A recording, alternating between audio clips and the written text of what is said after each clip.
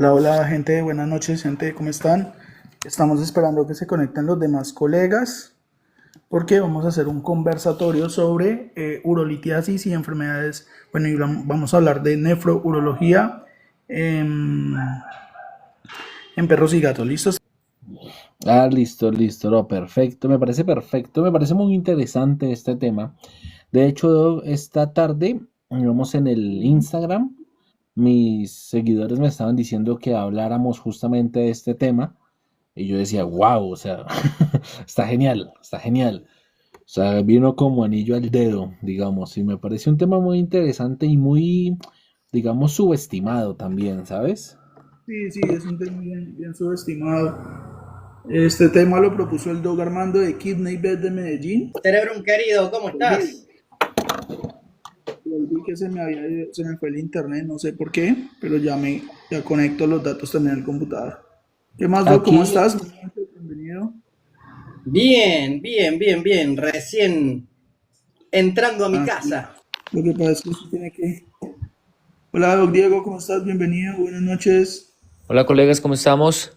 el Doc Diego, ¿cómo estás, mi Diego Doc? querido, buenas noches, gracias por estar acá acompañándonos. ¿Cómo estamos muchachos? ¿Bien o no? Buena noche. Buenas noches, mi Doc. ¿Qué más? Bien. ¿Cómo has estado? Bien, bien, gracias. Por ahí terminando labores. Y Doctor, hablamos el un doctor poquito, qué sé yo, Armando. como para que Ujú. no perdamos la costumbre. Imagínate, siempre entro a los lives de Charlie, entro a los lives de Cerebrum, entro a los lives de Diego, y ahora estamos todos reunidos. Esto se merece un festejo de fin de semana. Un Fernet. Efectivamente. Un Fernet. Epa, epa. Muy bien, un Fernet con coca acá. Esa es la bebida La de bebida tradición. nacional. Que me parece que estos espacios son muy valiosos para que la gente diga, TikTok sirve también para aprender en vez de solo ver memes. Entonces, Mirá, dice, no lo presionemos, se está volviendo loco. Claro, imagínate, nosotros acá metiéndole presión. Lo que pasa es que el doc tenía preparado, creo que una presentación, y creo que es por eso que quiere meterse por el computador, pero pues a veces eso molesta. Yo también intenté meterme por el computador y Sí, yo no, escuché tocó. que, o vi por ahí que hicieron un curso, o una jornada, algo de nefro. Ha sido la semana pasada aquí en Cali hubo un monotema, un congreso que hace acá la Asociación de Médicos Veterinarios de Colombia sobre nefrología. Como el ¿Eso tuvo doctor, un día o duró unos días? fueron 3 días hablando solo de nefrología. Me imagino lo que fue eso. Sí, entonces como yo hice un live de uno de los, yo hice un live de uno de las ponencias, yo creo que de ahí le surgió al Dog Armando que hiciéramos un live hablando de urolitiasis porque mucha gente pregunta sobre esos temas, ¿no? Mucha gente pregunta por qué los gatos son más propensos, si la alimentación tiene que ver, por qué se producen los cálculos. Entonces yo creo que por de ahí surgió la idea de hacerlo, porque precisamente el live que yo hice de la ponencia fue sobre la cirugía de uretrostomía en gatos. Entonces de ahí yo creo que surgió la idea.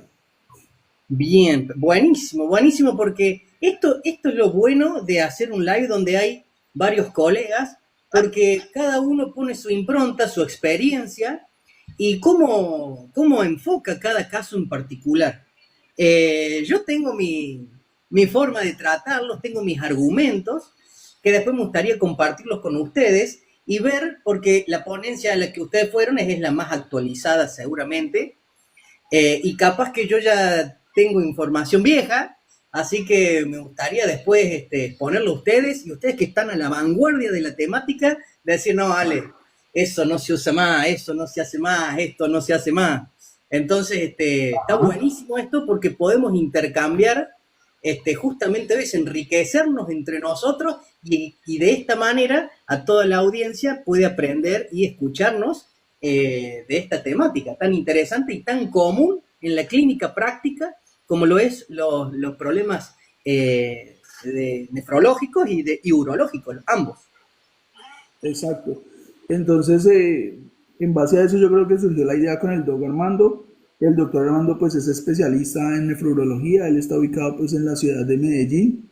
Y tan común que es ahora la alimentación, porque la mayoría, por lo menos acá en Argentina, habría que ver cómo es en Colombia, es común que la mayoría de la gente le dé alimento balanceado seco al gato. Muy poca Exacto. gente le da alimentación natural, que eso es uno de los principales puntos a evaluar cuando aparecen este tipo de patologías, sobre todo los alimentos de mediana y baja calidad, que después me gustaría hablar un poquito de alimento balanceado, y relacionarlo con la parte de la nefrología, relacionarlo con la parte de si está relacionado o no a un estrés, porque normalmente no es por una causa, sino que es multicausal, muchas veces los problemas de urolitiasis. Entonces, relacionarlo un poco con los distintos sistemas, y ver cómo se generan los urolitos. Y de esta manera poder aconsejar y actuar en consecuencia.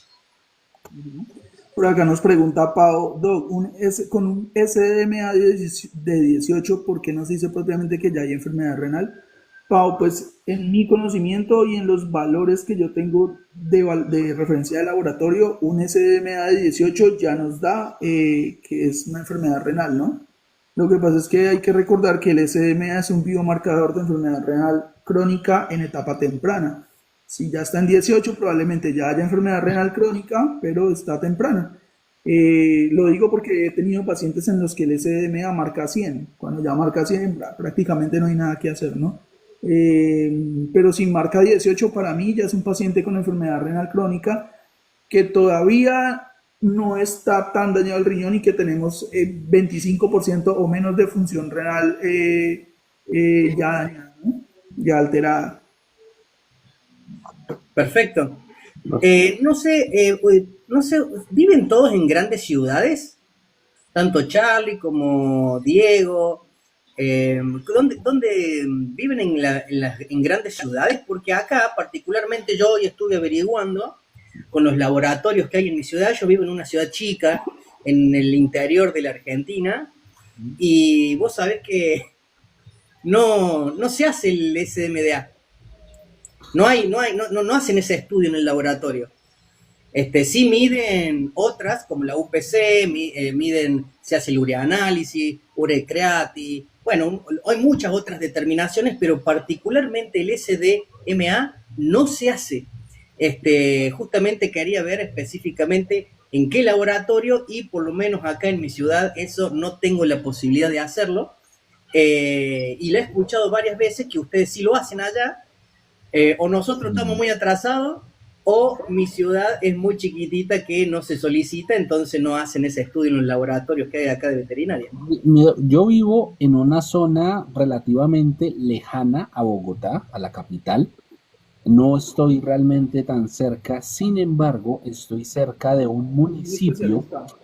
que se llama Mosquera. Y ahí el laboratorio que trabaja conmigo, ellos sí manejan ese DNA y pues realmente, digamos, es más, antes era muy caro, ahorita me parece que está más baratito. Llegó el doc, ¿cómo estás, mi doc?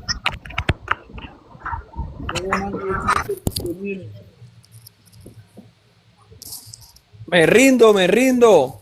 Me venció el computador, la tecnología.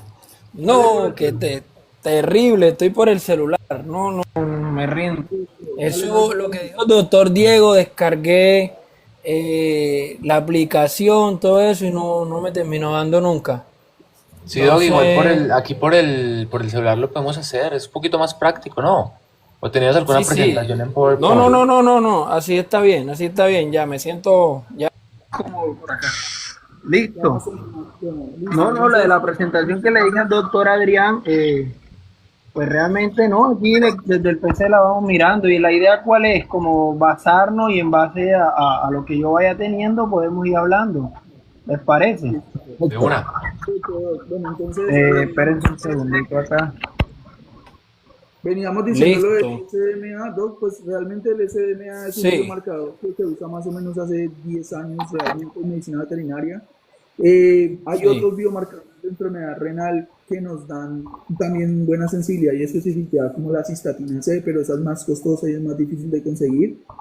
Por lo menos aquí en Sí. Cali, en la clínica, por ejemplo, donde yo trabajo, tenemos cómo procesar el SDMA, es un recurso muy útil porque de hecho con IRIS, con la International Renal Inter Society, yo no soy muy bueno en inglés, me perdonarán, eh, ellos clasifican las enfermedades renales basándose en varios marcadores, la creatinina, la urea, el SDMA, y están clasificando por UPC, y por creatinina tanto en orina como en sangre, ¿no? Entonces, pues digamos que la creatinina todavía es válida, pero es de importancia para los que nos están escuchando que la creatinina es un factor que se ve alterado tanto por la condición corporal, por la alimentación, por los niveles de hidratación que tiene el Exactamente. paciente, por lo tanto no hay que confiarse mucho en estas bioquímicas que solo marcan creatinina y BUN y AST. Creo que el doctor Charlie hizo un video sobre eso, que muchos médicos todavía mandan tres parámetros, creatinina, BUN y AST en un examen de bioquímicas y nada que ver, o sea, ninguna de las tres son específicas de una enfermedad. Y tener en cuenta también que los niveles de creatinina son más altos en dietas carnívoras estrictas. Entonces también eso puede tener sesgos ahí en cuanto a la interpretación de los resultados. Y sí, Sí. y en condiciones corporales muy bajas también está muy alterada la creatinina porque no hay gran masa muscular, entonces eso también hay que tenerlo en cuenta. Ahorita lo que estaba diciendo el doctor Ale, yo que tuve la oportunidad de vivir en Buenos Aires, pues allá sí es bien, bien difícil de realizarlo. Normalmente no tienden a hacerlo. Pero ¿qué pasa? Que no indica que no, o sea, que no se estadifique el paciente. Normalmente, si vemos lo que dice Iris, tenemos que tener los cuatro parámetros y muchas veces no hay que centrarnos en que estén los cuatro, ¿cierto? Porque muchas veces no vamos a ver en un paciente renal todo pues detallado como está creatinina de 2,3, SDMA de tanto, tanto, azotémico, no azotémico, proteinúrico, no proteinúrico, exactamente. Más que todo, los pacientes renales hay que individualizarlos primero que todo, ¿cierto? No todos son iguales. Ajá. Iris, en los últimos consensos, ha dicho que se ha recomendado estadificar pacientes. Ojalá y tengamos la oportunidad de ver un paciente que yo tengo acá que estadifique por SDMA. ¿Qué pasa? Cuando la tasa de filtración baja, ¿cierto? Normalmente las nefronas funcionales también disminuyen. Esto es algo que inversamente se trabaja de esa manera. Tasa de filtración disminuida, nefronas funcionales disminuidas. Por lo tanto, con creatinina, lo que dijo el doctor Adrián, se habla de un 66 hasta un 75% de pérdida de nefronas funcionales, por lo tanto, es un biomarcador que es retrasado como tal. Se habla que SDMA tiene un 25 a 40, se habla que densidad urinaria un 55 y se habla que proteinuria un 66% de pérdida de nefronas funcionales. Entonces cada biomarcador te va a hablar de en qué estadio posiblemente pueda estar la enfermedad renal cursando. Iris enfatiza en que deberían hacerse la medición de los cuatro por eso, porque yo tengo un paciente en este momento que a mi manera de ver, según estadificación es estadio 2, pero tiene un fósforo de 17. No es estadio 2, es un paciente que tiene principios de estadio de enfermedad renal 3, Iris 3. Entonces muchas veces no es jugar simplemente con un valor, el paciente lo está diciendo. No sé si sepan este dato, pero cuando empiezan a haber deficiencias de EPO, se habla que hay una pérdida del 88% de la parte de nefrona. Es decir, ya un enfermo terminal. ¿Ya? Entonces miren que va dependiendo de los porcentajes que tenga. SDMA llegó para pues realmente corroborar y ayudar mucho a este tipo de situaciones que se presentan. ¿Por qué? Porque la creatinina en estos pacientes crónicos tiende a ser como una montaña rusa. Sube, baja, tiene creatinina de 3,8 hoy, mañana en 4, después bajó a 3,5. Entonces netamente no sirve de esa manera estadificar al paciente. Este paciente que le estoy comentando tiene SDMA en 28 y lo tomé 15 días el control y sigue en 28. Pero sus creatininas fluctúan porque su tasa de filtración está alterada. Entonces normalmente si se ponen a detallar los pacientes van a tener ese error de que basarse en Iris les va a dar exactamente el estadio de enfermedad renal. ¿Ya? Entonces hay que jugar más que todo con la clínica, con los iones, todo paciente renal crónico está en acidosis metabólica. Todos los pacientes, la mayoría de Medellín tienen gases.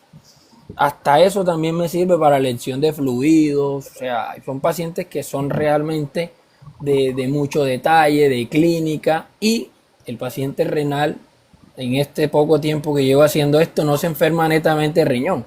Un renal no está netamente enfermo de riñón, o es cardiópata, o tiene un Cushing, o tiene diabetes, o tiene alguna hepatopatía, o tiene cardiopatías, etcétera, etcétera, etcétera. La mayoría de veces no solamente de riñón. Por eso en nefrología se habla tanto de las comorbilidades afectadas a la enfermedad renal crónica. ¿Ya? Entonces, yo enfaticé netamente, no, esto, yo quiero ser nefrólogo. Yo creo que escogí el dolor de cabeza más grande de mi vida. Porque es supremamente difícil. Hay que hacer medicina interna impresionantemente. ¿Ya? Impresionantemente. Ajá, llega polidipsia poliuriano, listo, ese es renal. Ahí donde me dejas diabetes, donde me dejas esto, donde me dejas lo otro, donde me dejas Cushing, exactamente. Entonces toca hacer mucha medicina práctica y mucha clínica como tal. Muchachos, entonces estamos listos. ¿Cómo hacemos la parte del manejo de las preguntas? Que veo que hay mucha gente. No sé si de pronto Adrián como anfitrión las hacemos al final o vamos divulgando. ¿Qué hacemos? Lo que ustedes decidan. Yo creo que pues el tema principal era hablar de urolitiasis específicamente, pero pues Sí. nos podemos meter también en el tema de Sí, Adrián. Sí, es que te digo que este live podría durar siglos. Sí, no, Sí. vamos a hacerlo, ¿qué más? Este live podría durar siglos. Yo le dije a Adrián, yo dije, güey, madre, esto es supremamente difícil. Un tema amplio. Ahorita que el Doc hablaba de las comorbilidades y los ejes, de hecho hace poquito salió un artículo en el Journal of Veterinary Internal Medicine que hablaba sobre el eje cerebro-cardio-renal. A mí me gusta la neurología y que la idea es especializarme en neurología. Yo conocía el eje cardiorrenal, pero nunca había escuchado que también metieran un eje cerebro. Y tiene toda la lógica cuando hablamos de una intoxicación urémica, que el cerebro también esté afectado, porque vamos a ver obviamente afectación de la barrera hematoencefálica y vamos a ver lo que llamamos encefalopatía renal, y pues, todo tiene que ver con y las Sí. Bueno, acá hay una pregunta. Aranza dice que ¿qué alternativa hay al SDMA? Aranza, alternativas básicas y fáciles de encontrar: parciales de orina, UPC, relación creatinina-urea y densidad urinaria son como las alternativas económicas y que en todos lados las podemos tener, ¿no? La alternativa costosa es una cistatina C, que es otro biomarcador de enfermedad renal, pero es mucho más costoso y mucho más complicado de encontrar. Son como las alternativas que hay. Ahí lo que pasa, ahí puedes clasificar como dos cosas. Uno, biomarcadores de función, y puedes también señalar biomarcadores que te relacionan a lo que es lesión renal. La cistatina te habla de daño, ¿sí? De un daño. Por lo menos si tú encuentras en un urianálisis, hay que hablar también de esa parte, que no es netamente simplemente encontrarlo. Si tú encuentras cilindro, puedes encontrar daño tubular, ¿sí? Granuloso, hialino, etcétera, etcétera, etcétera. Entonces tienes que determinar realmente, pues lo primero que tienes que determinar es que ese cilindro esté ahí, que no esté in vitro. Hay que hablarle hasta de las condiciones de la orina, de transporte, de la parte de la refrigeración. O sea, es impresionante que en este recorrido de la parte de la especialidad que me han enseñado a mí, que hay que, si uno hace nefro o hace urología, usted mismo procese su muestra. No le dé la oportunidad de pronto de que la muestra corra por toda la ciudad y cuando llegue a las 3 horas encuentres contaminantes, cristales que no estaban en la orina, ¿sí? Y todas estas cosas salen in vitro, ¿sí? Netamente, entonces viene, un cilindro estaba y por el transporte se terminó dañando y se deshizo. Y no estaba y no te diste cuenta por simplemente una forma en que transportaron una muestra. O pasaste la muestra 2, 3 horas, la pusieron en refrigeración en el laboratorio, a las 12 horas encontraron una bacteria que no tenía el gato y le colocaste antibiótico al gato sin necesidad de tenerlo. Crecimiento, ¿por qué? Por contaminantes, agentes contaminantes, cristales que nacen in vitro, oxalato, hay tantas cosas que nacen in vitro que simplemente el hecho de no procesar una muestra, nosotros como veterinarios tenemos compromiso de ese paciente, ¿ya? Entonces, es Yo muy tenía importante. una duda, qué pena contigo. Sí, don, Una cuénteme. Es que ahorita estábamos hablando de justamente los exámenes que se tienen que realizar para hacer un diagnóstico de enfermedad renal o para orientarse. Sí, Y pues hablamos del SDMA, del BUN, creatinina, parcial de orina y saber interpretarlo. El UPC, pero hay uno que yo realmente me lo han ofrecido y yo desde mi ignorancia debo aceptarlo. No entiendo totalmente su utilidad, digamos, en comparación con un UPC y es el uroproteinograma.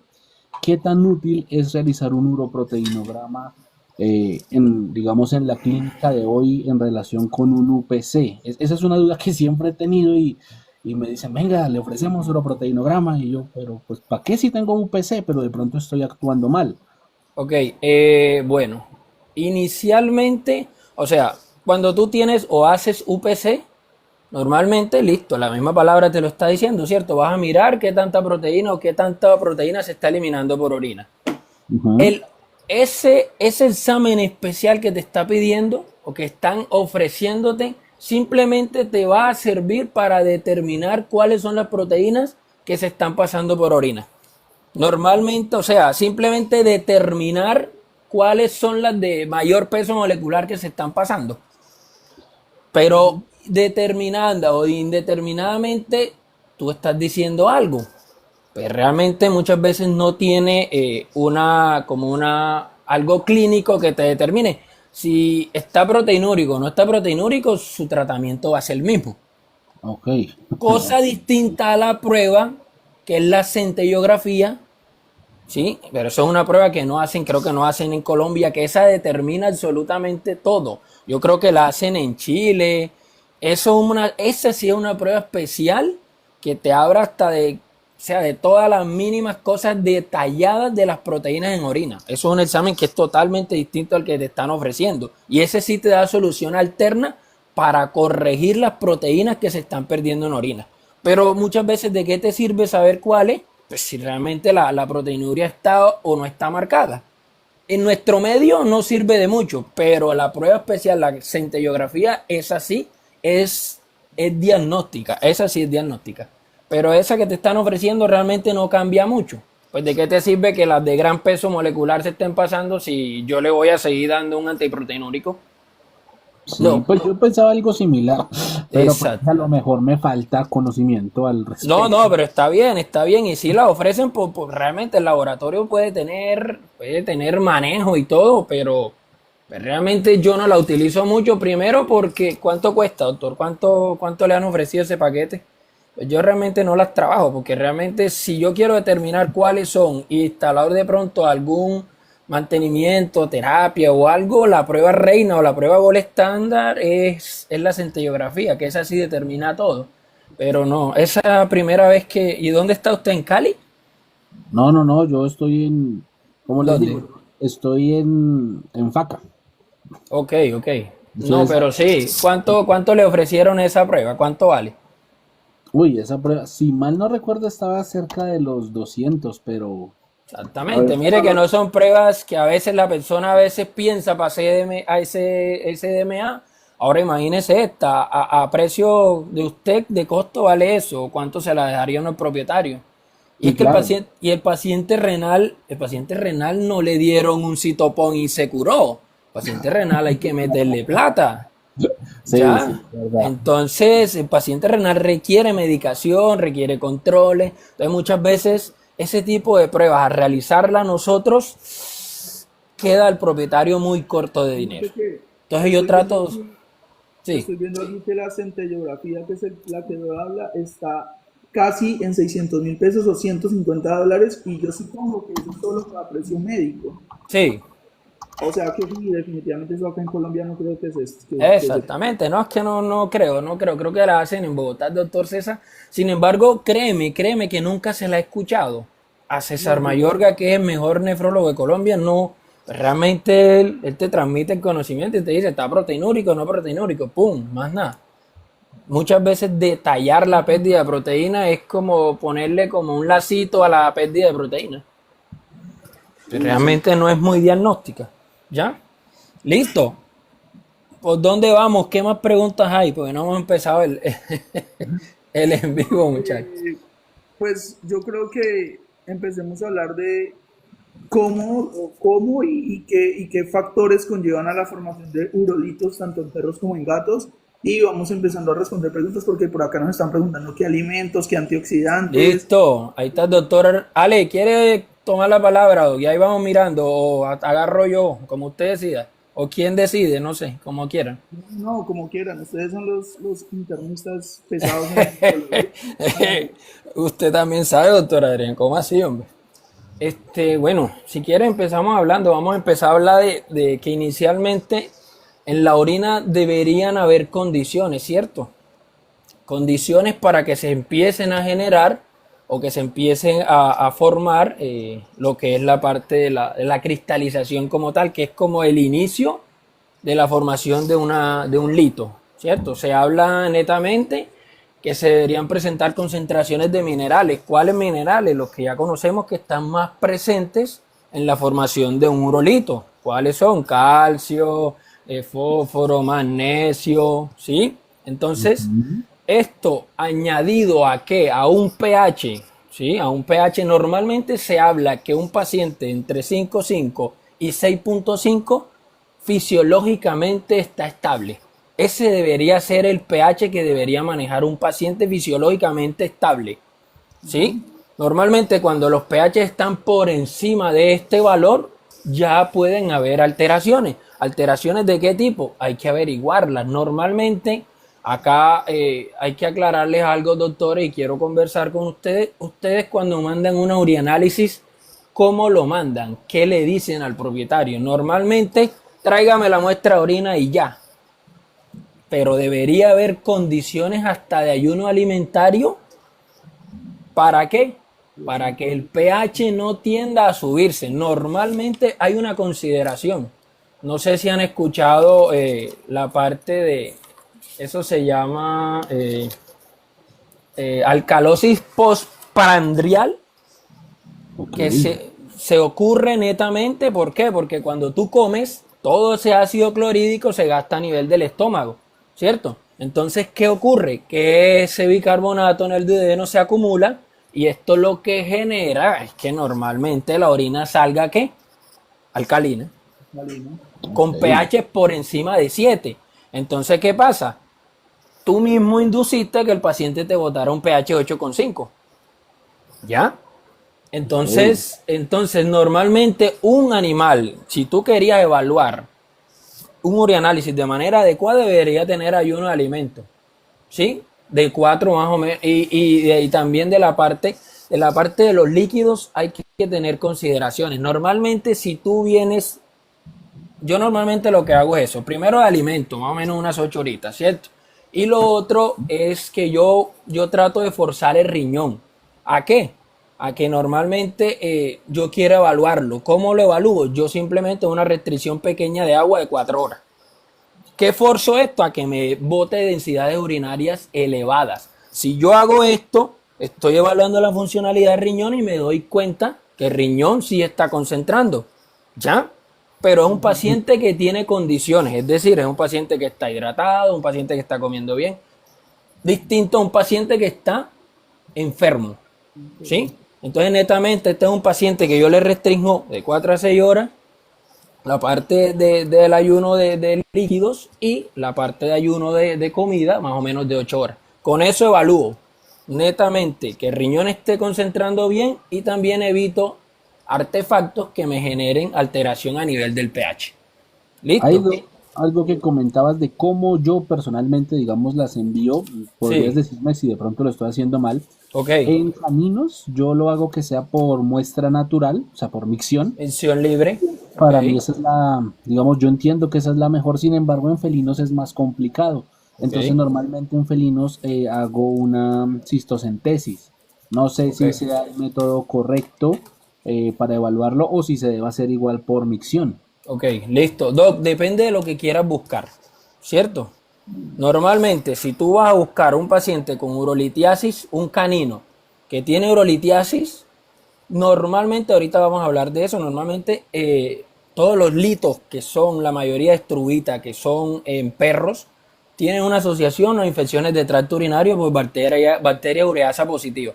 Entonces, normalmente no encuentres o no relaciones a que tú vas a tomar por micción libre una muestra que debería ser por citocentesis.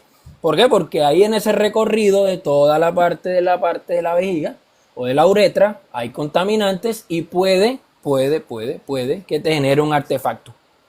Pero también en la parte de la toma de la orina, ahí eso se lo puedo compartir a que lo tengan siempre presente. Los valores que deberían estar si hay contaminantes a nivel del cultivo de orina.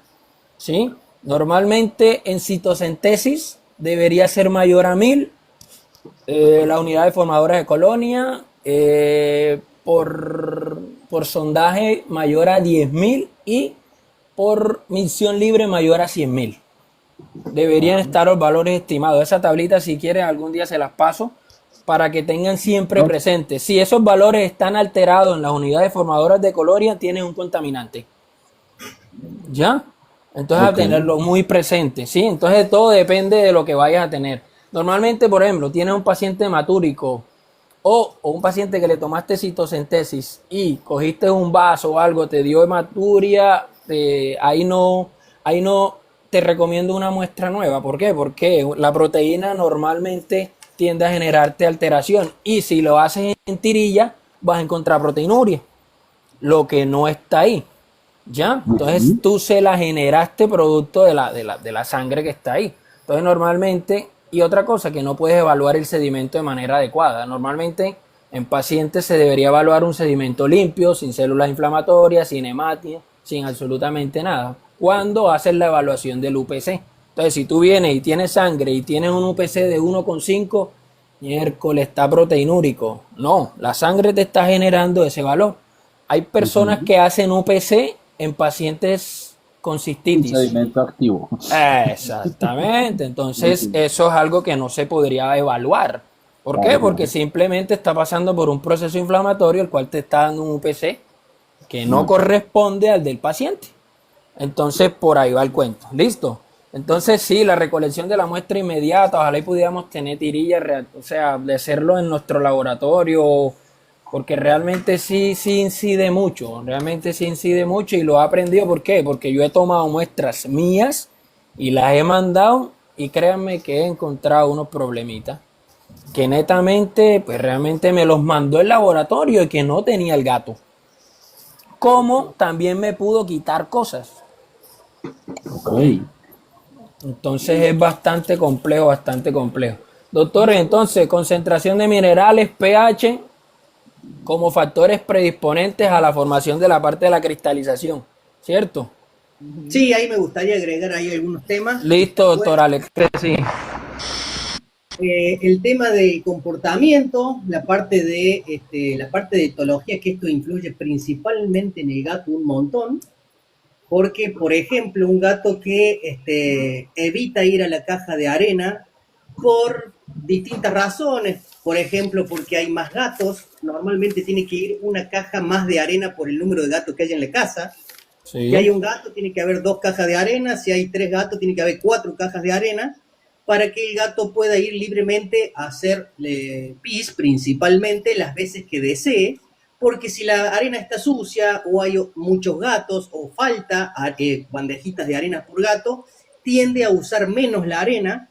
Al usar Sí. menos la arena, hace que haya una retención de esa orina por un mayor tiempo a lo normal. Eso ayuda o predispone a la cristalización, le da tiempo a esa Ok, orina a que empiece a excelente. precipitar y formar cristales. Y si a eso le empezamos a meter otros condimentos, como el cortisol, porque puede ser que también que puede estar influenciando en esto, que el gato esté estresado por X razón, porque hay otro gato, metieron otro gato a la casa, o trajeron un perro, o se fue alguien. Son muy sensibles los gatos en cuanto al número de personas y de seres vivos, más que de personas que conviven en la casa. Entonces eso puede aumentar los niveles de cortisol. Y si esos niveles de cortisol están permanentemente altos, ahí empezamos a tener problemas. ¿Por qué? Porque tiende a subir el calcio en sangre, produce calciuria, ¿bien? Empieza a eliminar mucho calcio por orina. ¿Pero por qué el cortisol hace que se elimine el calcio por orina? Porque una de las cosas es que el cortisol en altas concentraciones, por arriba del rango normal me refiero, tiende a anular o inhibir la vitamina D. Entonces, ¿qué pasa? La absorción del calcio de los alimentos se ve disminuida. Eso hace que empiece a actuar la paratormona con la calcitonina y justamente la paratormona, que son dos hormonas que regulan el calcio. Entonces remueven calcio de los huesos porque de los intestinos no se absorbe, entonces el organismo saca de las reservas. Eso hace que aumente el calcio en sangre. ¿Y qué pasa? Cuando va a riñón, lo que hace el cortisol también inhibe los canales de reabsorción de calcio a nivel renal. Eso hace que se libere por orina una mayor cantidad de calcio. Y si a eso le sumamos que retiene la orina, aumenta drásticamente las probabilidades que empiecen a formarse cristales como los oxalatos de calcio. Okay. Eso iba a decir. Ale, ahí tienes más referencia acerca de felinos que a perros, ¿cierto? Sí, principalmente a felinos, Ok, listo, excelente. Ahí hay una pregunta que quiero que también que entremos en debate todo, y es esa que dice, ¿cuál fue que algo así como que predispone al gato a tener, presentar más enfermedad renal? Bueno, ahí tiene una respuesta. Eso que dijo Alex tiene que estar entre los ítems, ¿cierto? Pues exactamente, factor de estrés, la actividad, las bandejas de arena. El gato es un animal que es muy, diría yo, muy limpio. Y si el estrés se continúa en el tiempo, si es un estrés crónico, ahí aparecen otros problemas. Porque el cortisol sensibiliza los vasos sanguíneos a las catecolaminas. Entonces, ¿qué pasa? Los vasos sanguíneos, al ser más sensibles, como por ejemplo una de las catecolaminas que, para que ya me olvide, ¿cuál es la catecolamina? La noradrenalina. Noradrenalina y adrenalina. Tiene función de vasoconstricción. Y si los vasos sanguíneos están sensibilizados por acción del cortisol, tiende a hacerse más chiquitos. Entonces predispone a la hipertensión arterial si consideramos que el cortisol se mantiene alto en el tiempo por una situación de estrés. Y eso no es todo. No solamente eso, sino que el cortisol, además, en altas concentraciones o por arriba de los niveles normales, comienza a tener una actividad similar a la aldosterona. Recuerden que la aldosterona es un mineralocorticoide que retiene sodio a nivel renal y por ende de agua. Eso hace que aumente el volumen. Hay mecanismos compensatorios para que el cortisol no genere esa retención de sodio. Pero si está muy alto, se satura ese sistema, entonces empieza a actuar similar a la aldosterona. Entonces, retiene sodio, por ende de agua, aumenta el volumen y encima me achica los vasos sanguíneos. Entonces, todo eso combinado hace que me aumente la presión arterial. Y esa es la punta del iceberg para que se me empiecen a lesionar las nefronas. En realidad el glomérulo, ¿bien? Que es una parte de las nefronas. Y se me empiezan a romper los ovillos de capilares, se me empiezan a romper las nefronas. Eso hace que baje la tasa de filtración glomerular. Al bajar la tasa de filtración glomerular, ¿qué va a hacer las células yuxtaglomerulares del riñón? Van a activar el sistema renina-angiotensina-aldosterona. Entonces, sobre que ya tenemos una hipertensión, a esto le estamos sumando el sistema renina-angiotensina-aldosterona que empeora más la situación y eso hace que el riñón, al mediano o largo plazo, me lo destruya. Excelente, Ale. Buena apreciación esa. Listo. Bueno, ¿qué más tenemos por ahí? Podemos ir resolviendo preguntas, ¿les parece, muchachos? Ahí vamos mirando. Sí, respondámosle a la gente así, porque veo. Dale, así, Adrián, vas mirando y vas conténtanos, por favor. Bea Rodríguez, ¿qué opina de la azotemia poslíquidos de contraste? ¿Qué experiencia han tenido ustedes? Yo no he tenido ningún caso porque hace mucho tiempo no uso líquidos de contraste en radiología. Listo, para eso se usa ecografía, que ahora es un poco más sensible para evaluar problemas renales y urinarios. Por eso no he tenido un caso de azotemia por líquidos de contraste, pero no sé si alguno de los dos ha usado líquidos de contraste nefrourinarios que pueda generar. Sí, yo sí lo he utilizado, pero no he tenido caso, no he tenido ese chicharrón. No he No, tenido- afortunadamente a mí tampoco. Gracias a Dios no me ha pasado. No he tenido ese problema.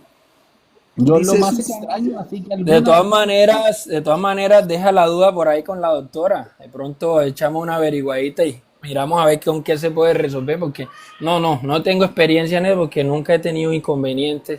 Se han trabajado las dosis exactas, los protocolos adecuados, entonces no he tenido inconvenientes con esa parte.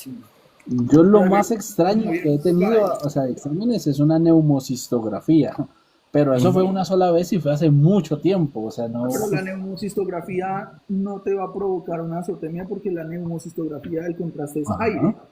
Entonces no debería provocar ninguna anomalía. Dice Brian Javier Narváez, ¿qué papel juega el alimento en la creación de urolitos? El tema Ay, Dios pesado mío. de todo el mundo. A ver, la alimentación, como la conocemos en nuestros pacientes, pues para mí, que últimamente he venido leyendo mucho sobre la nutrición, sobre todo por los procesos neurológicos que se pueden también ver afectados así por nutrición, los alimentos que nos pintan a nosotros como premium o super premium realmente están cargados de componentes que no deberían traer, ¿cierto? Conservantes, granos, proteínas de mala calidad, evidentemente minerales que no son naturales, sino que son minerales químicos, sintetizados y demás. Eso hace que ese papel sea muy importante porque obviamente hay más problemas de urolitiasis en base a esos alimentos, ¿no? Pero también es importante decir que mucha gente cree que dar pollo y papaya y bueno, lo que sea, es alimentación y no. Es importante tener en cuenta, yo lo digo siempre en mi live, es listo, si tú quieres dar alimentación natural, que está de moda en este momento y que en los humanos también se está pegando duro, asesórense de un nutricionista veterinario porque es que el pollo y el mango, el pollo y la espinaca no va a nutrir al paciente. Tenemos que, bueno, sí, obviamente el pollo aumenta los niveles de proteína de la dieta y bueno, la espinaca tiene unos factores importantes, pero es importante que hagamos una dieta personalizada por cada paciente según su enfermedad, estado corporal, estado reproductivo, porque hay unos minerales, unos compuestos que no tienen en los alimentos y sí o sí toca añadírselos. Porque la gente dice, no, es que yo le he hecho arroz, pollo, no estás haciendo nada, solo le estás dando, llenándolo, pero no lo estás nutriendo. Y obviamente la alimentación juega un papel importante porque es que muchos de esos minerales se van vía renal y muchos de esos minerales van a terminar generando urolitos, que no es lo ideal, y no solo los van a generar en el sistema urinario, sino que los van a generar dentro del riñón, un nefrolito, que es aún más doloroso y que es aún más complicado tratar. No sé qué opinan ustedes. Yo pienso ahí algo, o sea, listo, el factor nutricional siempre se ha creado ese, como diría, no sé si llamarlo mito, ¿cierto? Pero hay algo muy clave, ¿cierto? Desde lo que está hablando Ale hasta todas las condiciones por las cuales se forma una piedra. Porque, bueno, ¿de qué te sirve muchas veces dar, vamos a mencionar Royal Canin, Super Premium, bla, bla, bla? Si de repente tú las 8 condiciones que le mencionamos anteriormente, tú se las das al gato para que el gato forme piedra. Entonces muchas veces no es netamente el factor nutricional.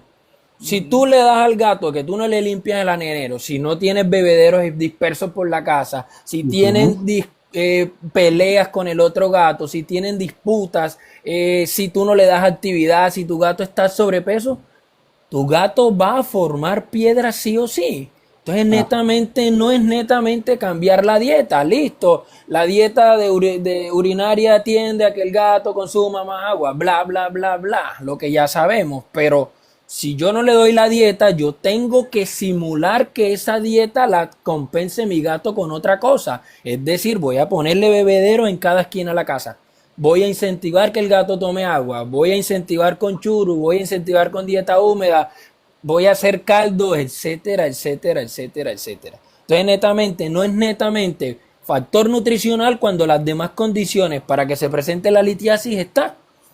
¿Ya? Entonces netamente vamos a trabajar sobre los factores predisponentes netamente, que ya tienen estudios, y el factor nutricional sí está bien, porque yo tampoco soy amante de dar una dieta de baja calidad. Demos dietas que incentiven que el animal tenga buen consumo de proteína, que tenga también sus buenos antioxidantes, etcétera, etcétera.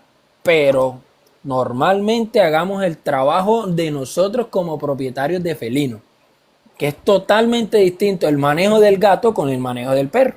El consumo de agua es totalmente distinto. Entonces, trabajemos sobre los factores predisponentes y vamos a mirar que el gato sé que no va a presentar litiasis de manera recurrente. No sé si el Doral Alex quiere complementar algo ahí. Sí, ya que estamos acá, que somos más de 100 personas, para todos los que tienen gatos, excelente lo que dijiste ahí. ¿Por qué? Porque el manejo que se hace en la casa es fundamental para evitar la aparición de estos problemas. ¿Bien? ¿Y qué me gustaría aclarar? O más que aclarar, unos ítems. Recién yo dije el tema de la bandeja sanitaria. Tiene que haber una bandeja sanitaria más del número de gatos. Eso como un ítem. Me gustaría agregar otros más para que la gente lo tenga en cuenta a la hora de aplicar un manejo con su gato.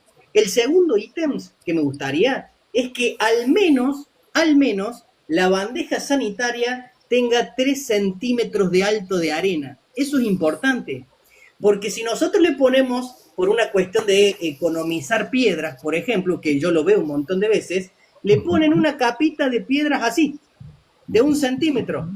Bueno, no sirve, porque si el gato escarba y llega al fondo fácilmente, tiende a no gustarle y tiende a aguantarse las ganas de hacer pis, porque no le gusta ese arenero. Tiene muy poca cantidad de arena. Ese es el segundo ítem, por lo menos 3 centímetros. Tampoco es irnos al otro extremo de llenar la bandeja de arena, porque cuando se hace pis, queda en el fondo. Estamos hablando de la piedrita blanca común, obviamente que hay distintos tipos de grava, ¿tá? Me refiero a la tradicional, a la clásica piedrita blanca. Si le ponemos 5, 6, 7 centímetros, la orina queda en el fondo y es más fácil para que empiecen a generarse bacterias y genera olor. El olor a pis es el amoníaco, que es irritante, a los gatos tampoco le gusta. Entonces la idea es que no tengan ni mucha cantidad, ni tampoco que sea poquito. ¿Bien? Ese es el segundo ítem. El tercer ítem es que la bandeja elijamos un lugar que no quede de paso.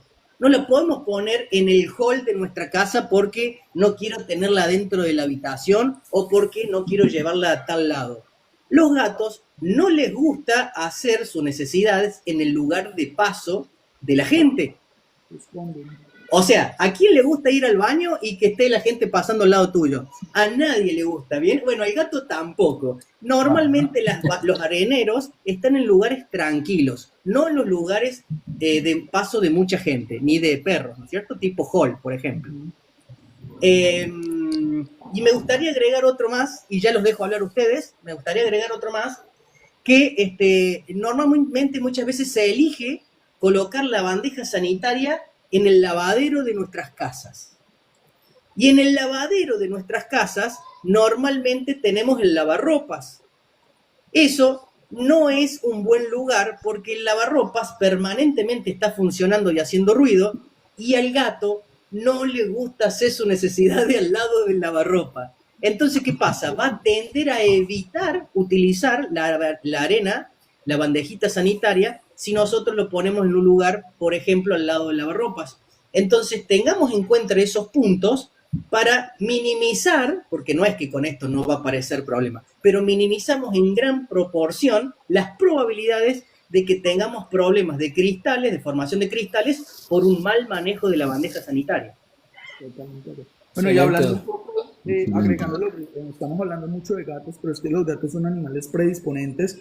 Dice una doc también que hace live que los gatos son perfectos hasta que crearon los riñones. Pero igual en perros es lo mismo. Es importante tener en cuenta que a los perritos, si bien hay que colocarles un horario de salida a la calle, porque si no, toda hora quieren permanecer en la calle, es importante tener en cuenta que no hay que dejarlos aguantar más de 8 horas la orinada, porque evidentemente va a pasar lo mismo que estamos hablando de los gatos, va a empezar a generar unos minerales, y esos minerales van a empezar a manejar a formar unos urolitos que van a generar obstrucciones graves, y si bien es cierto que en el perro es mucho más fácil que los expulsen, porque su uretra es mucho más grande, pues obviamente esa expulsión va a generar dolor. Eh, no sé, el Doc Diego, el Doc Charlie, que los escucho muy calladitos, ¿qué quieren decir?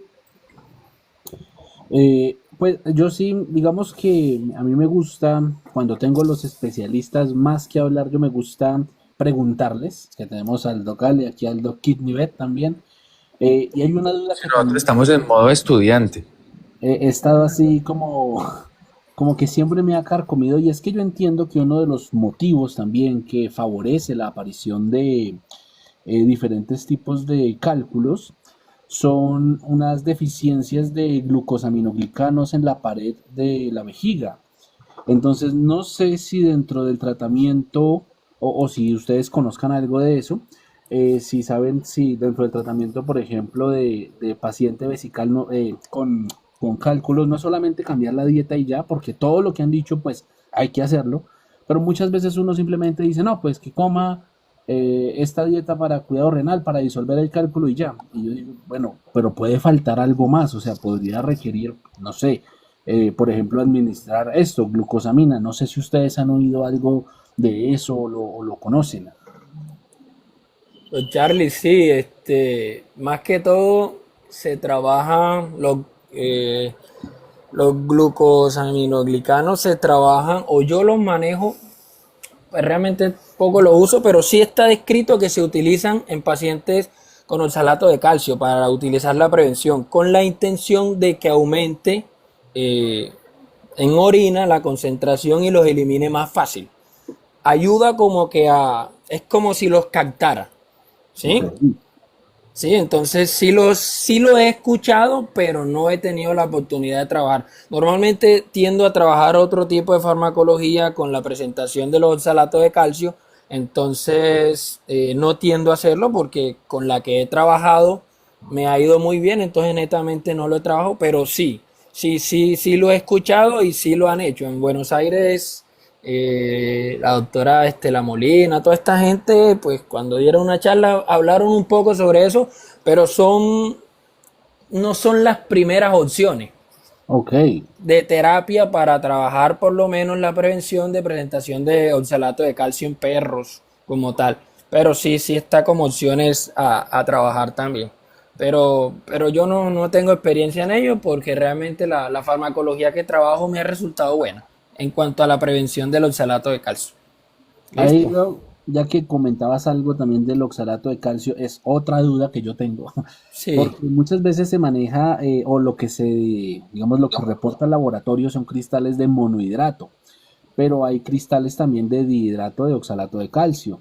Ujú. No sé si tú nos puedas explicar cuál es la diferencia, pues además del nombre y la composición química, de pronto en la presentación, ¿hay algún otro factor dentro de la medicina interna que pueda predisponerme a que yo diga, hidrato de calcio, esto va relacionado a tal situación o algo así? Lo que pasa es que ahí sería una situación bastante, pues pasa mucho, y también no pasa, pero son situaciones donde puede presentarse o donde va a observar cálculos que se llaman mixtos. Tienen una cobertura interna. Tuve uno que tenía 4 capas. Tenía estruvita, oxalato, oxalato. Y, Cuando yo lo vi, a mí se me pararon los pelos de punta. ¿Por qué? Porque netamente un perro personalmente me pasó en un perro que tienda a formar este tipo de piedras, o sea, miren las condiciones que se deben presentar para que se presente ahorita hablamos de eso, para que se presente una estruita y para que se presente un oxalato. Es decir, este perro combinó todos los medios posibles, hizo lo que quiso, su pH urinario subió y bajó como quiso, la densidad urinaria como quiera, o sea, un paciente que tiene una predisposición ya como tal, fue un Shih Tzu. Ok. Fue terrible, ¿por qué? Porque este perro, y es lo que eso lo dijo el doctor Javier del Ángel, el mexicano, un paciente que te forme piedras es crónico toda su santa vida. Ok. Entonces la cronicidad de la litiasis no se le va a quitar porque usted solucionó, te formó piedra y toda la santa vida va a formar piedra. Por eso un paciente con urolitos tienes que hacerle seguimiento al pH, hay que hacerle seguimiento a la densidad urinaria, todo. ¿Y cada cuánto? No cada 8 meses, a los 8 meses tienes una piedra. Yo tengo pacientes que mensualmente tengo el urianálisis ahí y si no les alcanzo a moderar, lo que pasa es que eso hay que jugar con el pH. Si no le alcanzo a cuadrarle mucho el pH, ahí empieza el dolor de cabeza mío, a utilizar herramientas terapéuticas, a utilizar medicación. ¿Para qué? Porque si no estabilizo el pH, la densidad, todas estas cositas que estamos hablando, voy a generarle sobresaturación y por consiguiente la piedra se va a formar. Ahorita en Medellín, antes de venirme, ahorita yo estoy en la costa, tuve un paciente que tiene un cálculo de sílice, es una estrella, una cosa impresionante, un gato. Pero ¿qué pasó con ese gato? Ese gato no le hicieron radiografía y ese gato le sacaron 3 cálculos y le dejaron ese cálculo ahí. ¿Ustedes creen que en más o menos 2-3 meses que le hicieron la cistotomía ya esa piedra como está de grande ya debería estar formada? No. Y eso le dije yo al propietario, no quiero echarle la culpa a nadie ni nada, pero sí me di cuenta que esa piedra para el tamaño que tenía, ya esa piedra o no la vieron o no hicieron. Normalmente es que exactamente, ahorita hablamos de las ayudas diagnósticas, muchachos, que es supremamente importante. No se vayan netamente con ecografía porque pierden demasiado. Ahorita hablamos de eso porque realmente pasan situaciones como esta. También me ha pasado situaciones que, no, tiene 10 cálculos en la vejiga. Los conté con ecografía. Listo. Voy a tomarle un rayo X. La uretra peniana colapsada de piedra. Entonces lo mete a cistotomía. El perro siguió obstruido. ¿Qué será? No le revisaste la uretra. Entonces te ganaste un problema gigante. ¿Y por qué nos demandan después? Por cosas tontas. Claro. Por ese tipo de situaciones. Entonces, Doc, dime Adrián. No, que es importante también evaluar las técnicas radiológicas, porque claro. he visto pacientes con piedras tan pequeñas que si uno no toma una técnica radiológica adecuada y no mide el kilovoltaje ni el miliamperaje, la piedra no se ve porque la imagen queda muy brillante, sobre todo cuando estas piedras están ubicadas cerca a la pelvis, que se hace muy difícil verlas. Okay. Hay una técnica que me enseñó el jefe con el que yo trabajo, el doc, y es en gatos y en perros, cuando sospechamos de cálculos en la uretra, más que todo pélvica, intentar tomar una radiografía o lateral o ventrodorsal, pero oblicuarla un poquito, para que ese ángulo que le damos así se magnifique un poco las estructuras, ese ángulo nos separe un poco el órgano urinario del hueso y podamos ver esos cálculos que muchas veces se ubican allí. O simplemente en gatos sondear, hacer retrohidropulsión y mandar todo para la vejiga, que ahí sí o sí los tenemos que ver. Y más cuidado en perros, porque en perros pues muchos de esos cálculos, como dijo el doc, se ubican detrás del huesito del pene y muchas veces no los vemos. Y uno los sondea y la sonda pasa deslizada y uno dice, eso no está tapado. Va uno a tomar la radiografía y resulta que encima de la sonda están todas las piedritas. Y es importante que entre piedrita y piedrita se va a formar una piedra y cuando el perro se obstruye y toca entrar a la cirugía de urgencia, ahí es donde nos vamos a ver en problemas. Listo.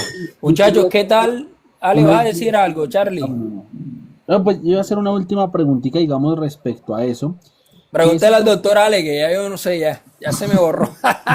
Hágale. Si no sé, yo se la paso al doctor Adrián. Pero sos el especialista, acá estamos todos atentos a todo lo que vas diciendo. Mira, yo tengo. Que guarden el live, así después escucho todo lo que dijiste muy bueno. Charlie, tengo nervio ahí, Charlie, que no se me la sepa. Sí, yo siempre he tenido fama de hacer Yo preguntas. creo que quedó sin nota la pregunta, así que no Pero hay está problema. buena, está buena. Cuéntame, Charlie, a ver si podemos saber. Algo que yo creo que pudiera ser un error, ya me corregirán ustedes, es algo que no hacemos constantemente y es que muchas veces cuando nos arroja, digamos, no sé, me reportaron cristales de estrubita, por Sí. decir algo. ¿En Eh, qué especie? en canino o felino, digamos, Ok. independientemente, Ok. a lo que voy es que uno simplemente se realizó se retiraron los cálculos, perfecto, Sí. pero no se manda a analizar. ¿Ustedes creen que es importante mandar a analizar el cálculo o simplemente viendo los cristales ya es suficiente para saber la composición del tipo de urolito? Ok, listo. Buen tema y buena pregunta. Todos los doctores que están aquí, que tomen nota, absolutamente todos. ¿Por qué? Porque esto que voy a decir es supremamente importante. Dijiste algo muy clave y, y es algo que pasa mucho, Charlie. ¿Qué pasa mucho? Que netamente los cálculos de Struvita no deberían operarse. Sí se operan cuando tienen signología. Es decir, que está hematúrico, está extramúrico, el cálculo es muy grande. Sí o sí se debe operar. De resto no debería operarse. ¿Por qué? Porque si tú tienes un cálculo de Struvita en un felino, con la dieta se disuelve. Sí o sí. Y si tú tienes un cálculo de Struvita en un perro, con terapia de ilusión, yo mandé amoxicilina clavulánico 45 días a un perro y le disolví severas pepas que tenía. Súper. Entonces netamente, antes de meter al perro o al gato a cirugía, tienes que tener la claridad de que el cálculo tuyo no se disuelve. Ok. Entonces tiene que tener oxalato, silice, Sí, cistina, yo todo disculpa que te corte, yo tenía entendido que los destruitas sí tienen la posibilidad mediante tratamiento, no quirúrgico, me Sí, refiero a tratamiento sí, médico, sí tienen exactamente. la posibilidad de una resolución, no así Sí, los cristales, sí. ya que son grandes de oxalato, normalmente no tienden a disolverse con tratamiento médico. No, el cálcico no, todo lo que es calcio no. Entonces esa carreta de las dietas que dicen ST y OX, eso es una mentira comercial que no se come nadie. Disuelve estruvita, oxalato no se disuelve. Eso para que lo tengan muy presente. Entonces netamente, Charlie, Dos preguntas. es netamente, dime. Pero bueno, sí, los de oxalato no se disuelven, pero esas dietas estruvita oxalato, ese cuando dice OX, no son para prevención. O sea, Pero por previenen. eso. Previenen. Una cosa es que a ti te vendan la idea de prevención y otra cosa es que te vendan la idea que los disuelve. ¿Por qué? Porque si tú hiciste una cirugía y era oxalato, entonces yo le voy a empezar a dar ese cuido. Pero fuiste a consulta y te dijeron que te lo va a disolver, ahí es que estoy el contra. ¿Ya? Ok. Yo la mando cuando yo saco la piedra y tengo la piedra en la mano y esta piedra ya la mandé a estudiar y sé que es una piedra oxalato. Ahí mando la dieta y Y a eso es a lo que voy. y Sí se tiene que empiezo. mandar todas las de que uno diga, esto creo que es oxalato y pues se manda. ¿Se tiene que mandar? Claro O que sí. simplemente le creo a Tú los tienes, cristales y ya. no, netamente. Ok. Ay, ¿qué pasó? ¿Qué pasó? Ya de pronto llamaron al doc. Es que Haces tres cosas. ¿Qué debes remitir? Análisis de cálculo, cultivo de cálculo y cultivo de orina. Perfecto. Tres cosas debes mandar. Todas tres Perfecto. te dan cosas distintas. Ok, pero esa, por ejemplo, me parece buenísima también. De hecho, yo lo estaba leyendo esta tarde, no lo tenía Sí, presente y me parece que es muy útil. Paciente sí. con cálculos se le tiene que hacer urocultivo. Más que todo si es perro. Ok, Pero sí. Por lo que les digo ahora rato, bacteria ureasa positiva, te da ajá, antibiograma, algún microorganismo, una E. coli, póngale antibiótico a largo plazo. Normalmente, si una piedra tiene un tamaño variable, no tan grande y no tiene signología, ahí empiezas terapia de disolución. ¿Sí? Y la terapia de ujú. disolución es larga, extensa. Hace un control a los 20 días radiológico, notas que va disminuyendo, tú dices encima, vas diciendo, voy bien. ponga el antibiótico el resto de días, sin mente, sin miedo, 40 y pico días, 50 días, lo que tenga que darle. No pasa absolutamente nada. ¿Ya? Buenísimo, buenísimo. Exactamente. Y se ahorró el perro o el gato la cirugía. Claro. Otra Entonces, pregunta importante. Bueno, por acá nos dice alguien, pero ¿y la resistencia al antibiótico? Pues yo creo que para eso hacemos el urocultivo, ¿no? Para evitar exactamente, exactamente. Tú no vas a ir exactamente, para eso se hace el antibiograma y todo, con la intención de generar, no. Por eso les digo a los doctores que están escuchando que no se preocupen por el tiempo extenso del antibiótico, que no pasa nada. ¿Qué pueden hacer ustedes o qué hago muchas veces yo? Yo hago cultivos intratratamiento. Si yo sé que hay 60 días, yo al día 30 le hago un cultivo y finalizado el tratamiento le hago el cultivo de finalización. Listo, Así no que hago más nada y ya quedas tranquilo de todo. es ¿Ya? importante lo que dice el doc, es importante lo que dice el doc Armando, porque el urocultivo, para la persona que preguntó sobre la resistencia, el urocultivo nos va a dar 6 o 7 o más antibióticos y allí nos va a decir a cuál es sensible la bacteria que encontraron en el urocultivo, ¿listo? Exactamente. Y si el valor de, se me olvidó ahorita, bueno, el valor de inhibición bacteriana es mucho menor, o sea, menor a 0.5, que es donde se puede usar el antibiótico. Si ese valor está a 0.5, podemos usar el antibiótico sin ningún problema, obviamente, ¿listo?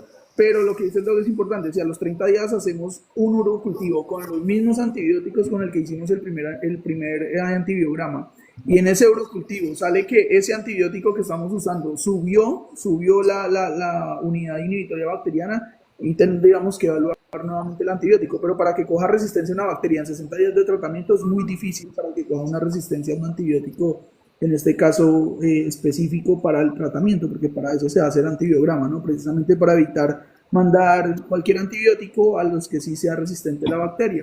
Y a mí me ha servido de mucho usar antibiogramas en orina, porque me da cuenta que hay antibióticos que uno generalmente nunca manda, pero que funcionan. Por ejemplo, la clindamicina. En estos días envié un urocultivo de un paciente que yo lo mandé con marbofloxacina y yo vi que el paciente no funcionó. Entonces me tocó decirle al dueño, invierta porque necesito hacer un urocultivo. Lo hice, antibiograma, evidentemente pues resistente a todo, excepto la clindamicina, que estaba por debajo de 0.5, y la envié como por 15 días y el paciente mejoró y no tuvimos ningún problema de resistencia, ni siquiera tuvimos problemas intestinales, ¿no? Porque hay gente que se preocupa también por el proceso de disbiosis que provocan los antibióticos y bla, bla, bla, y bueno, la disbiosis ahorita está sonando en todos lados, pero sí es importante hacer siempre antibiograma para todo, porque en base a eso es que nos basamos nosotros para enviar tanto tiempo.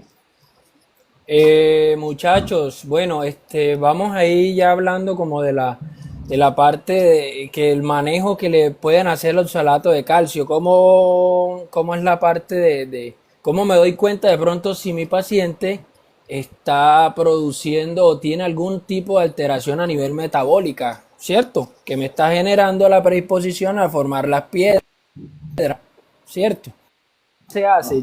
Yo hago medición de calcio sanguíneo total y también un calcio iónico, ¿sí? Ahí con eso evalúan la parte de la parte metabólica del calcio. Pueden hacer también uno que se llama relación calcio-creatinina urinaria. Espectacular estudio. Lo que pasa es que muy pocos laboratorios lo hacen, ¿ya? Otra de las cosas que deben tener en cuenta, es descartar enfermedades que estén asociadas por lo menos a la parte del calcio. Hiperadenocorticismo, hiperparatiroidismo, acidosis metabólica, todo este tipo de neoplasia, ¿sí? Que puedan estar generando niveles altos en sangre de calcio y que el animal produzca piedras, ¿cierto? También recuerden, muy importante, las razas predisponentes de formación que forman piedras, por lo menos en este caso les voy a poner un caso que me pasó con un dálmata. ¿Qué forman los dálmatas? Los uratos. Sí. Yo no voy a atender un dálmata y voy a pensar en estrubita, voy a pensar en urato. Y si tiene algún trastorno hepático, ¿a qué lo relacionan ustedes? A lo que es la parte de los shunts portosistémicos y todo esto lo que genera, ¿cierto? Entonces, miren que netamente hasta por la raza vamos a tener predisposiciones raciales. Los gatos, otra cosa muy importante, los gatos está evaluado que creo que entre un 90 y un 98% de las piedras que tienen a nivel de la parte de los riñones, en los uréteres, tienen composición cálcica. Ok.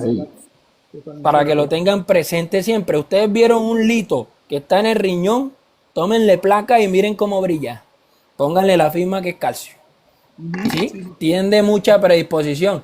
Entonces miren que relacionemos también la raza, la especie. Los bulldogs forman cistina, los terranova pueden formar cistina también, los dachshund forman cistina. Entonces también tienen que ir dándose cuenta que hay una predisposición racial a la formación de piedra, ¿ya?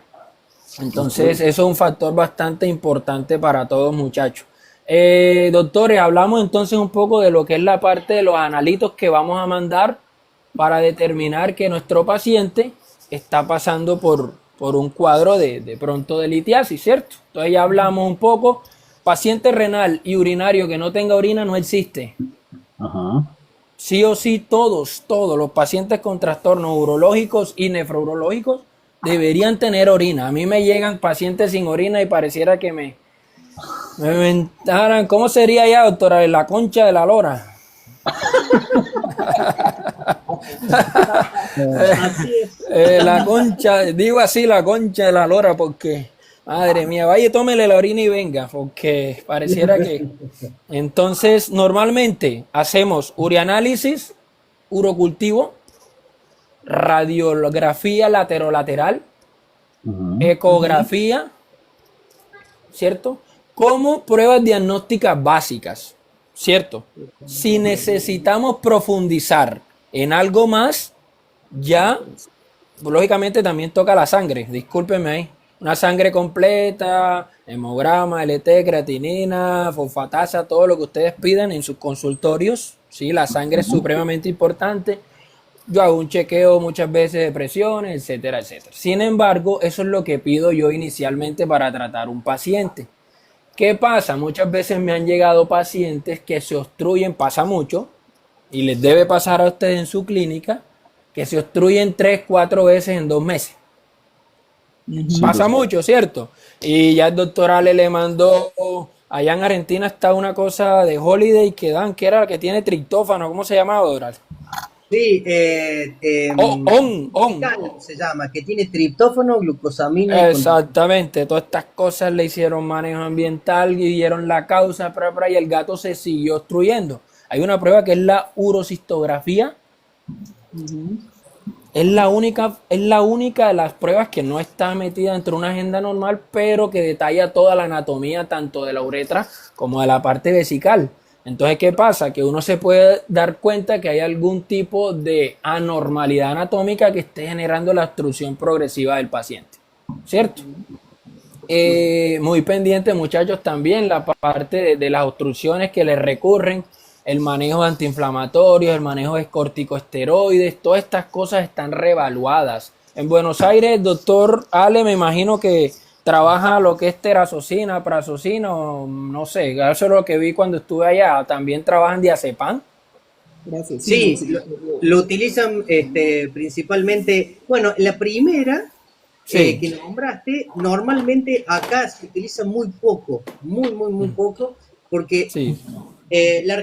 como para que se tenga una idea, la mitad de la población argentina está en la provincia de Buenos Aires y todo el resto de la población está desparramado por todo el resto de la Argentina. Entonces, normalmente las grandes ciudades tienen acceso a mayores determinaciones, pueden pedir mayores cosas porque hay volumen de gente y volumen de movimiento para que se justifique y se pueden hacer esos estudios. Acá en el interior es un poquito más limitado. Entonces, Sí. en ese sentido, tenemos un palo en la rueda y básicamente es una ciudad chica en la que estoy, entonces no hay muchas cosas de las que vos nombras acá, por lo menos hasta ahora, no llega. Ok. Listo. Miren que hay 2 corrientes. O sea, miren lo que les hablé al inicio de la charla, que este tema O sea, se mete por urolitiasis 1, pero termina por obstrucción, termina por enfermedad renal, o sea, todo sube y va porque es lo mismo, ¿cierto? Entonces, en este tipo de manejo hay dos corrientes, o las que yo he aprendido. Está la corriente argentina que utilizaban este tipo de fármacos, y mi profesora me decía, este tipo de medicamentos no lo utilices cuando el animal tenga sonda. ¿Por qué? Porque simplemente, ¿cuál es la función de la prazosina? Hace un efecto dilatador. Exactamente, entonces tú le pones un dilatador y tiene una sonda, pues no tiene mucho sentido.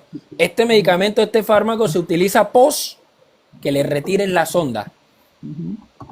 ¿Sí? Entonces netamente, no, le doy terazocina y le tengo la sonda. Pues lógicamente, pues, ¿para qué le estás haciendo eso? No tiene sentido lo que estás haciendo. Normalmente, cuando tiene la sonda y le Ajá. sacas la sonda, tiende a ser estranguria. Exactamente, entonces, ¿por qué? Por el proceso inflamatorio. Entonces, después de los días, el gato ya se va acomodando, ¿sí? Exacto. Pues tiene un palo rígido en la uretra, pues lógicamente yo sentiría dolor y molestia. A veces da sangran y todo.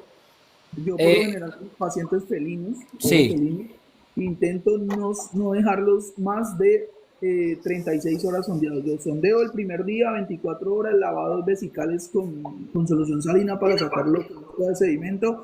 Y el otro día 12 horitas más y se las quito precisamente para evitar ese proceso inflamatorio que puede ser provocado por la sonda. Y prazosina recién termina la sonda. ok. Dilatar esa uretra y empezar a manejar obviamente antiinflamatorios. Si se puede usar, por ahí hace rato nos estaban preguntando qué pensamos de los homeopáticos de LHA. Ellos Listo, ok. se pueden usar, son precursores bioreguladores, pero si yo, mi recomendación clínica es no dejen esos pacientes 3 5 7 días sondeados porque corren el riesgo de que se deshaga la sonda. Segundo, pues saber el proceso inflamatorio de la uretra por la sonda es un proceso traumático y va a generar un problema peor al que ya está generándose, ¿no? Adrián, dato clave, muy, muy importante que lo tengan presente los médicos. No todo paciente que nos llega a la consulta está obstruido. Sí, Debemos ser clínicos y eso es de nosotros, ¿sí? La evaluación del paciente que tiene obstrucción y que no tiene obstrucción es de nosotros. Quien decide poner la sonda somos nosotros. En este caso, ¿qué? Te recomiendo y siempre recomiendo a los colegas que hagan la evaluación de la vejiga post medicación de dolor. ok, Mediquen al animal primero, no le vayan a meter la mano y lógicamente la reacción, si está obstruido o no está obstruido, va a ser la misma. No va a orinar. Y puede que el animal sí esté haciendo una obstrucción y puede que no la tenga. O sea, entonces el manejo de este paciente es medicación de dolor. También tienen que tener algo muy en cuenta. Lo primero que hacen en las clínicas es coger y meterle un propofolazo al gato. Dios los ama a todos ustedes, a todos los ama. ¿Por qué? Porque el potasio muchas veces está en las nubes. ¿Y qué pasa? Ustedes saben cuál es el efecto cardiotóxico que tiene el potasio. Ay, se murió el gato. No, el gato estaba muy mal, no aguantó el propofolazo. Mentira, lo matamos nosotros. Entonces, netamente, ¿cuál es la indicación en este tipo de pacientes? Si la ve, esto tiene una evaluación ahí que está como en desacuerdo uno, otros no. ¿Cuál es la intención? ¿El potasio dónde está? Está retenido. Normalmente, si van a hacer una punción o van a determinar que la vejiga van a hacer la citocentesis con tal de que relaje un poco el animal y sienta menos dolor, debería ser una única punción de la vejiga. No van a coger la vejiga como un globo y apoyarlo 10 y 3 y 15 veces. Ahí está el error de eso.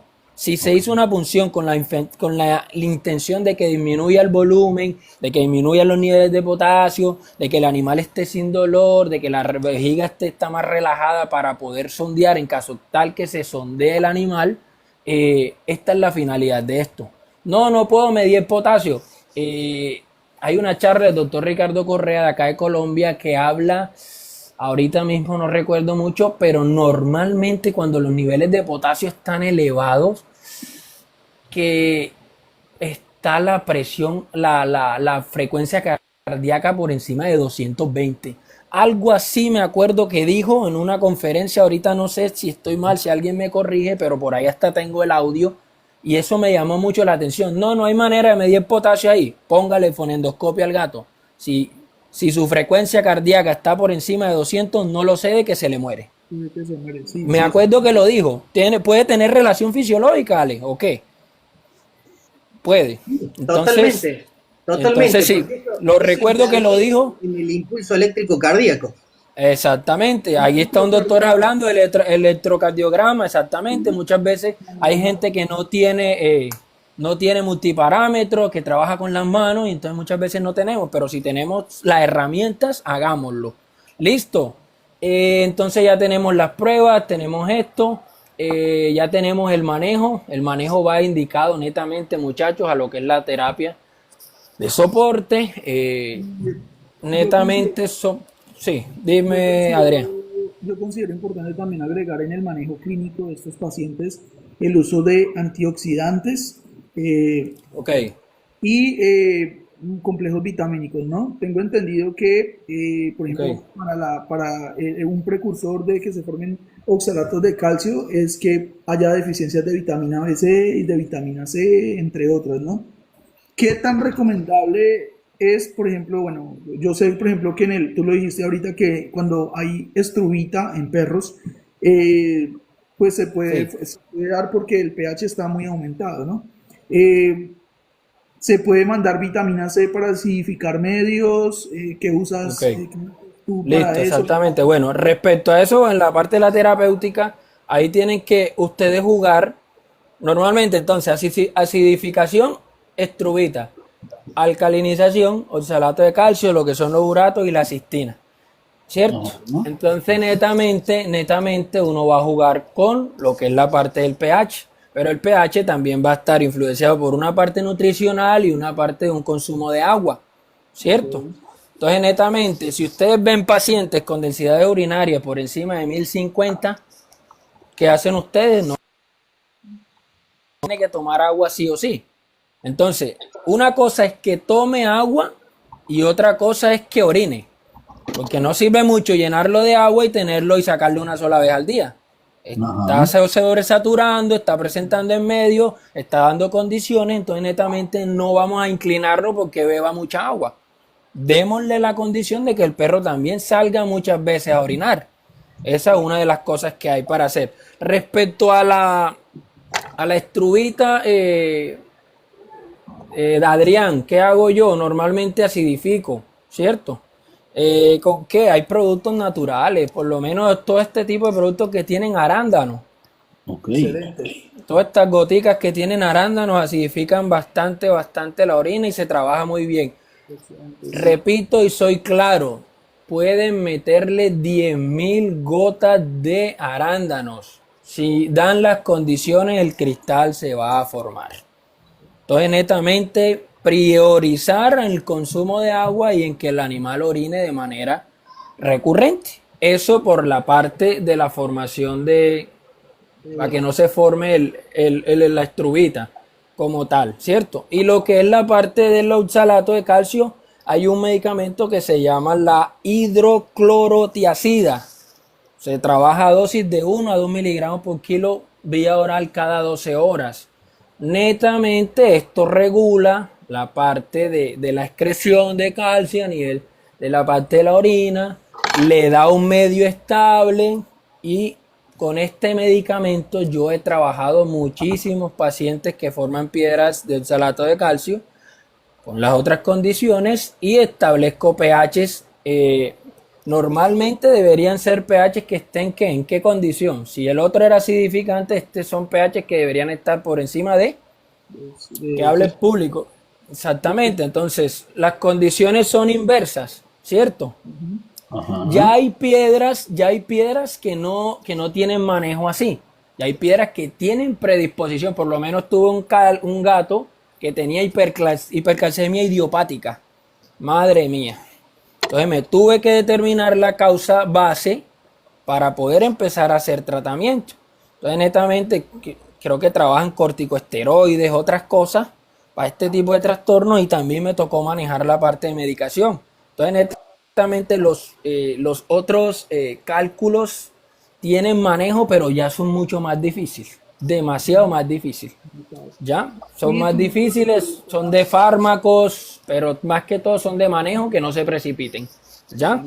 ¿Qué otra cosa tenemos por ahí pendiente? ¿Qué otra cosa les puedo decir? tú hablabas Pues hace yo, rato, así de rapidez, que ya casi me tengo que ir a trabajar. Tú hablabas ahora del manejo del dolor, que para mí es importantísimo porque la mayoría hablamos de gatos, pero en perros también, Sí. pues todos los perros y gatos que llegan con urolitos a la clínica o llegan con nefralgia, con dolor en el riñón o llegan con dolor al orinar, en general dolor. Es importante que tengamos en cuenta que el manejo del dolor es importante porque así como lo dijo el doctor Armando ahora, si no manejamos el dolor, el gato no va a orinar, el perro no va a orinar con dolor porque si orinar le duele, pues él no lo va a orinar y es importante que evaluemos esto antes de colocar una sonda urinaria. Yo personalmente como controlo dolor en mis pacientes, obviamente mirando que la parte renal esté bien, aunque no debería estar bien porque la mayoría de pacientes están ya alterados la parte renal. Intento irme por una pregabalina, si la puedo usar vía transdérmica mejor.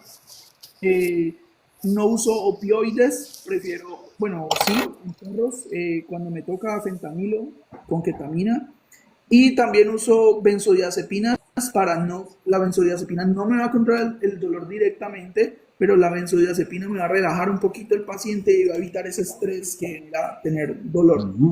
interesante. Listo. Ahora es entendible también que se puede usar también gabapentina. Estos dolores también controlan posibles dolores neuropáticos porque hay que tener en cuenta que muchos procesos urinarios en perros sobre todo se pueden deber a procesos de anomalías en vértebras que generen dolores nerviosos, ¿no?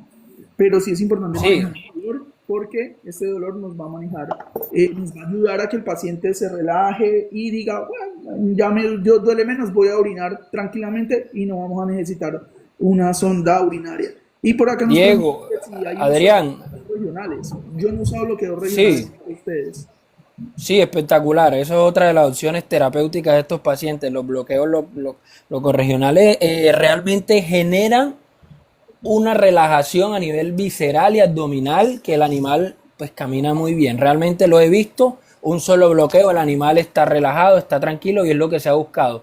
Yo no trabajo ahorita mismo en Colombia, no trabajo prazosina, no trabajo nada de esto, estoy trabajando gabapentanoide, gabapentina más o menos de 3 a 5 miligramos kilo cada 12 horas, más o menos unas 2 semanas y el medicamento que tiene buena llegada a vejiga es el flavoxato.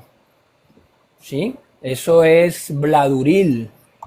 Lo utilizo por retiro de sonda. También tiene un efecto similar a la prazosina, pero tiene la investigación de que tiene supremamente mejor llegada a la parte de la vejiga como tal. Y lo que dijo el doctor Adrián, recuerden que este tipo de trastorno de cistitis idiopática en felinos se habla y la literatura reporta que es algo doloroso. Por lo tanto, la analgesia es supremamente importante. Creo que trabajan, si no estoy mal, los doctores me corregirán, buprenorfina o butorfanol, no sé cuál de los dos, pero tienen estudio de que tienen buena analgesia como tal. Listo. Y otra cosa que yo uso, por ejemplo, cuando tengo gatos o perros sondeados, es hacer los lavados vesicales con procaína. ¿Listo? La Sí, procaína es excelente para manejar procesos antioxidantes, espasmos uretrales, dolor en vejiga, sobre todo en cistitis idiopática felina o en procesos de urolitos. La procaína la consiguen en un tarro inyectable como de 50 ml, de 100 ml. Lo pueden mezclar con corticoides, con todos los homeopáticos que deseen y en un lavado vesical, obviamente abundante, sacan y meten líquido, va a funcionar muy bien para manejar los procesos de dolor A- y procesos inflamatorios porque la procaína ayuda a estabilizar membranas celulares y eso ayuda bastante también en el manejo de... Adrián, ¿qué pregunta quedó por ahí? Pues en general, entonces, ¿qué concluimos? ¿Les parece? Dale, Doc, dale, Me porque tengo parece que ir a bien. trabajar, entonces Sí, concluyamos esto porque tengo listo, que ir a trabajar. concluyamos.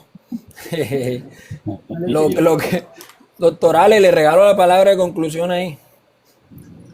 Bueno, en realidad yo acá estuve más de alumno, más de estudiante que de veterinario y me encantó realmente cómo abordan los temas, el enfoque que le dan. Yo normalmente me voy más me voy para otra rama, yo me voy para la parte de la medicina interna, de relacionarlo con los sistemas, y ustedes le dan un enfoque más de tratamiento, y es excelente como las drogas, hay unas drogas que yo no, sinceramente, no las usé nunca, y ver la experiencia de ustedes, cómo las manejan, cómo las trabajan, realmente para mí fue live muy enriquecedor, seguramente para los que están viendo, seguramente también, el aporte de Charlie, el aporte de Adrián, excelente, y yo creo que me pongo más del bando con Diego, que estoy más de estudiante acá, así que no sé, yo sé que Adrián se tiene que ir, que dijo que tiene que hacer,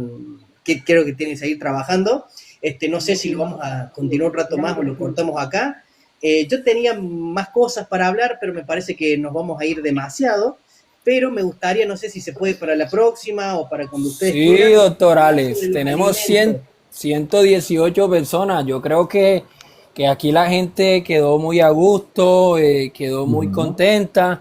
Por ahí está un doctor que me está preguntando que si hago, ¿qué hago para reducir el potasio? Normalmente si se está reteniendo, normalmente con la punción vesical, tratas Bajas de todo. vaciar toda la vejiga y ya disminuyen los niveles de potasio, porque está retenido. Entonces con la punción simplemente los niveles tienden a bajar un poco y ahí puedes hacer una anestesia mucho más segura. Lógicamente, si tienes multiparámetros, evalúas también allá.